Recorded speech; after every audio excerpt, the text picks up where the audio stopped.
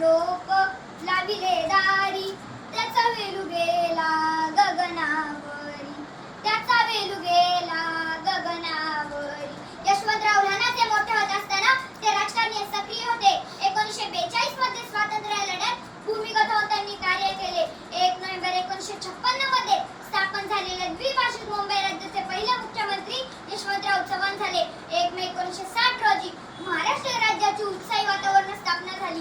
या नवीन राज्याचे पहिले मुख्यमंत्री यशवंतराव चव्हाण झाले. पुढे त्यांनी संरक्षण मंत्री, गृहमंत्री, अर्थमंत्री, परराष्ट्र मंत्री ही महत्त्वाची मंत्रिपदे सांभाळली. या सर्व कारणांना सदैव साथ दिली ती त्यांची पत्नी सौ वेणुताई यांनी दिली.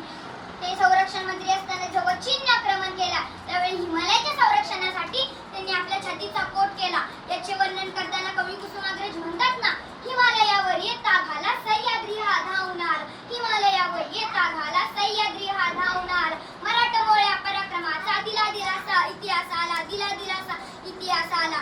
या मातीच्या कणाकणातून दिव्य स्फूर्तीची फुलं तिलकवणे, या मातीच्या कणाकणातून दिव्य स्फूर्तीची फुलं तिलकवणे, जोवरी भाषा असे मराठी यशवंतांची फुलं तिलसोमणे, यशवंतांची फुलं तिलसोमणे. अगदी शून्यातून यशवंतराव चव्हाणांनी आपल्या कामगिरीच्या जोरावर नाव उभं केलं होतं. आपण केलेल्या कष्टांची जाण त्यांना होती. कोणत्याही पदांचा त्यांनी गैरवापर करू दिला नाही. समाजातील दारिद्र्य टाकणे एक त्यांचं स्वप्न होतं.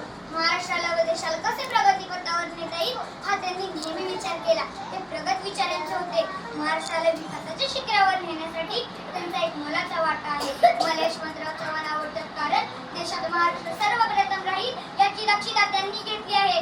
ते केवळ एक धुरंधर राजकारणी नव्हते, तर त्यांच्यामध्ये एक प्रतिभा संपन्न साहित्यिक वास करत होता. 25 नोव्हेंबर 1984 रोजी त्यांनी या जगाचा निरोप घेतला. महाराष्ट्राच्या विकासासाठी घेतलेली पुण्यात अतिशय मोलाची आहे.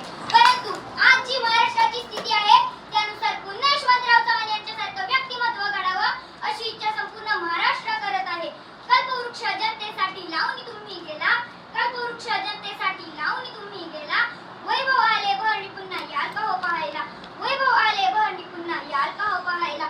तुम्ही गेला आणि तुमचे देव पण नावा आले, तुम्ही गेला आणि तुमचे देव पण नावा आले, कृष्णाकाठी घर आपले तीर्थक्षेत्र झाले, तीर्थक्षेत्र झाले. शेवट जाता जाता एवढेच म्हणेन, गोरगरीब जनतेचे कैवारी नेत्यांचेही नेते, गोरगरीब जनतेचे कैवारी नेत्यांचेही नेते यशवंतराव चव्हाण होते. महाराष्ट्राचे भाग्यविधाते, महाराष्ट्राचे भाग्यविधाते. या महाराष्ट्राचे शिल्पकारास मी कोटी कोटी प्रणाम करते व माझ्या वाणीस विराम देते. धन्यवाद. जय हिंद, जय महाराष्ट्र.